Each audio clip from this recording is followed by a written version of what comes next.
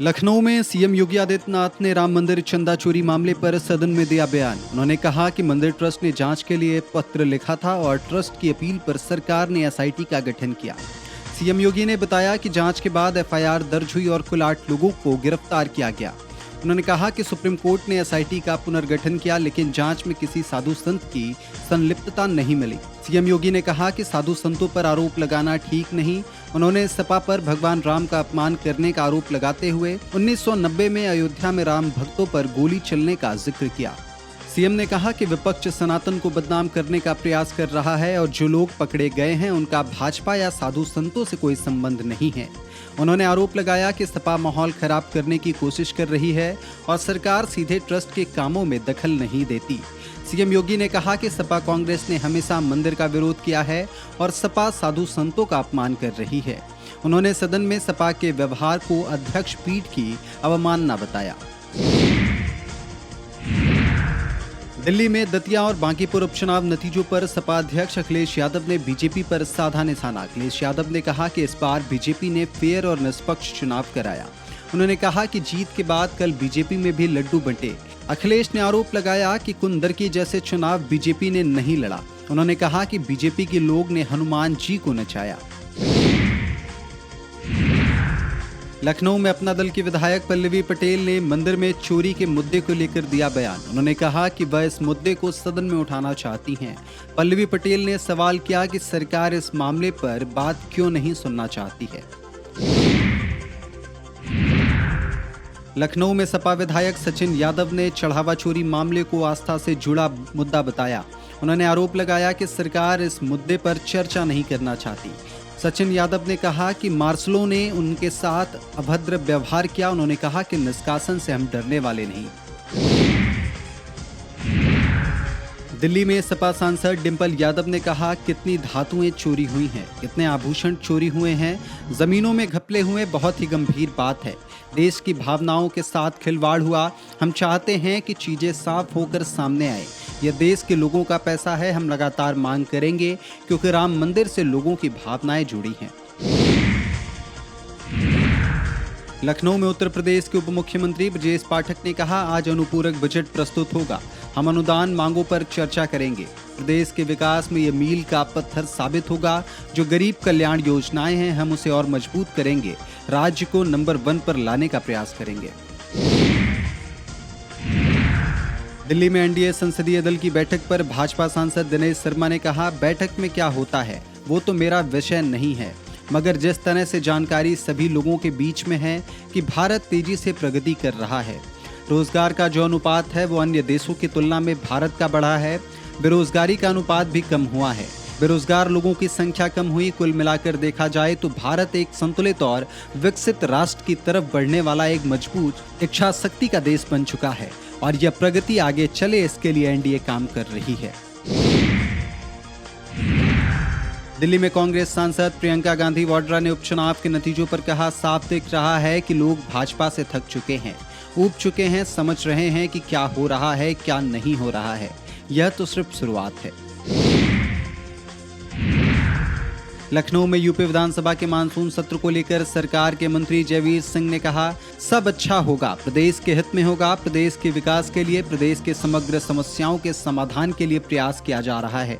विपक्ष के पास कोई मुद्दा नहीं है, वे हताश हैं, निराश हैं, प्रदेश आगे बढ़ रहा है।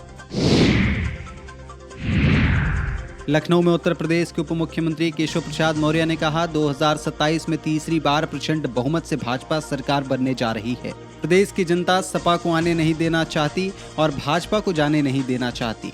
जो सुशासन और विकास हो रहा है ये उत्तर प्रदेश की जनता महसूस कर रही है। दिल्ली में अरविंद केजरीवाल ने एक्स पर पोस्ट कर E20 मुद्दे को लेकर केंद्र सरकार पर साधा निशाना। केजरीवाल ने कहा उन्हें E20 मुद्दे पर प्रधानमंत्री से मिलना था, लेकिन पुलिस ने उन्हें रोक दिया। उन्होंने दावा किया कि उनके पास 2 लाख से अधिक पिटीशंस हैं। केजरीवाल ने कहा कि हमें ताकत दिखाने से क्या होगा, यह हिम्मत ट्रंप को दिखाइए। उन्होंने देश पर E20 थोपना बंद करने की मांग की। लखनऊ में सपा नेता शिवपाल यादव ने सत्ता पक्ष पर तानाशाही का आरोप लगाया। उन्होंने कहा कि यह तानाशाही बर्दाश्त नहीं करेंगे। शिवपाल यादव ने कहा कि मुख्यमंत्री को जवाब देना चाहिए था। उन्होंने चढ़ावा चोरी, बजट चोरी और चंदा चोरी का मुद्दा उठाते हुए कहा कि ये लोग जवाब क्यों नहीं देते। शिवपाल यादव ने अनुपूरक बजट की जरूरत पर भी सवाल और आरोप लगाया कि ये लोग जनता का पैसा लूट रहे हैं। लखनऊ में मंत्री ओम प्रकाश राजभर ने सपा पर बड़ा हमला बोलते हुए कहा, सपा के शासनकाल में बजट में लूट का काम होता था। उन्होंने आरोप लगाया कि पेपर बिकते थे और नौकरियां बेची जाती थी। ओपी राजभर ने कहा कि मुजफ्फरनगर में दंगा होता था, लेकिन आज लोग बुलडोजर से डरते हैं। उन्होंने राम मंदिर चंदा मामले पर कहा कि टिन्नू यादव मंदिर का पैसा लेकर गया और मामला सुप्रीम कोर्ट में है, इसलिए इस पर चर्चा कैसे होगी। राजभर ने आरोप लगाया कि सपा के लोगों ने चंदा नहीं दिया था। सतीश महाना के चढ़ावा रसीद मांगने के बयान पर अजय राय ने कहा कि रसीद चंदे की कटती है, चढ़ावे की नहीं। उन्होंने दावा किया कि बिहार की जीत बनारस में भी दोहराई जाएगी। लखनऊ में कांग्रेस नेता आराधना मिश्रा मुना ने राम मंदिर मामले को लेकर दिया बड़ा बयान। उन्होंने कहा कि इस मुद्दे पर चर्चा होनी चाहिए। मुना ने बताया कि चर्चा के लिए कांग्रेस और सपा ने नोटिस दिया है। उन्होंने सवाल किया कि आखिर सरकार चर्चा क्यों नहीं चाहती है। आराधना मिश्रा ने पूछा कि एसआईटी अब तक किस निष्कर्ष पर पहुंची है। लखनऊ में नेता प्रतिपक्ष माता प्रसाद पांडे ने दिया बयान। उन्होंने कहा कि 2027 में साइकिल बीजेपी पर चढ़ जाएगी। राम मंदिर मुद्दे पर चर्चा होनी चाहिए। माता प्रसाद पांडे ने आरोप लगाया कि सरकार चर्चा से भाग रही है। उन्होंने कहा कि आज जनता बीजेपी से नाराज है। दिल्ली में कांग्रेस अध्यक्ष मल्लिकार्जुन खड़गे ने एक्स पर पोस्ट कर बीजेपी सरकार पर बोला हमला। उन्होंने कहा कि प्रभु राम के नाम पर लूट की गई। खड़गे ने कहा कि प्रधानमंत्री जवाबदेही से बच नहीं सकते। उन्होंने कहा कि ईडी, सीबीआई और इनकम टैक्स कहां है। खड़गे ने कहा कि देश को गुमराह करना बंद करिए और प्रधानमंत्री मोदी सदन में जवाब दें। दिल्ली में सपा सांसद राजीव राय ने विधानसभा उपचुनाव के परिणाम पर दिया बयान। उन्होंने कहा कि बांकीपुर और दतिया में जो हुआ वह यूपी में भी होगा। राजीव राय ने दावा किया कि 2027 में समाजवादी पार्टी की जीत होगी। उन्होंने कहा कि अगर राम मंदिर का क्रेडिट लिया है तो चोरी का भी क्रेडिट लो। राजीव राय ने कहा कि जब तक चर्चा नहीं होगी तब तक विरोध जताते रहेंगे। लखनऊ में वित्त मंत्री सुरेश खन्ना ने अनुपूरक बजट को लेकर दिया बयान। उन्होंने कहा कि चल रही योजनाओं को पूरा किया जाएगा। सुरेश खन्ना ने कहा कि यह बजट जनहित के लिए कामों में उपयोग किया जाएगा। उन्होंने दावा किया कि इस बजट से विकास कार्यों को गति मिलेगी। बिहार में बांकीपुर उपचुनाव जीतने पर जनसुराज पार्टी के संस्थापक प्रशांत किशोर ने कहा, मैं बांकीपुर की जीत को इस तरह से देखता हूं कि बिहार की जनता ने भाजपा और एनडीए के नेतृत्व को यह संदेश देने की कोशिश की है कि बिहार में अब एक बेहतर व्यक्ति को मुख्यमंत्री बनाइए और जिन वादों के साथ आप सरकार में आए हैं उन वादों पर ध्यान दीजिए।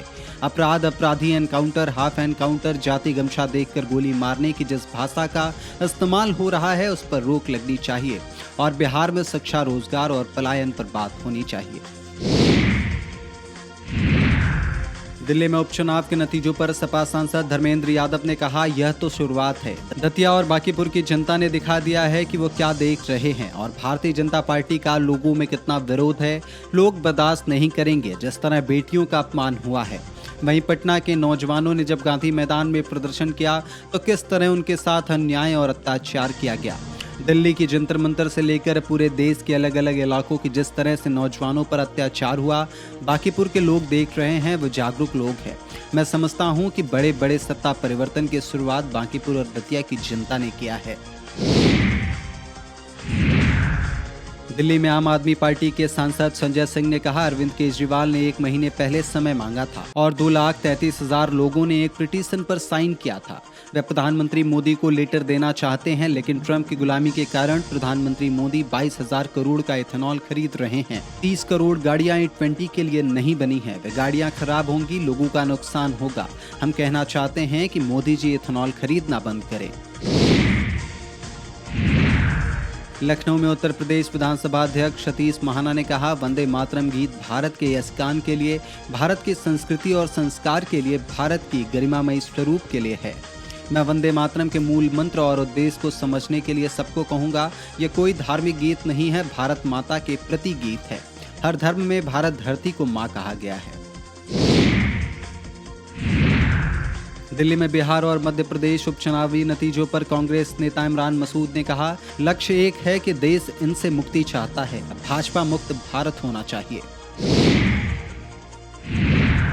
दिल्ली में बिहार और मध्य प्रदेश उपचुनाव नतीजों पर सपा सांसद अवधेश प्रसाद ने कहा कि ये बुरी तरह हारे हैं। इनके राष्ट्रीय अध्यक्ष की सीट जो भाजपा का गढ़ माना जाता है, वहां की हार संकेत है कि इनकी विदाई सुनिश्चित है।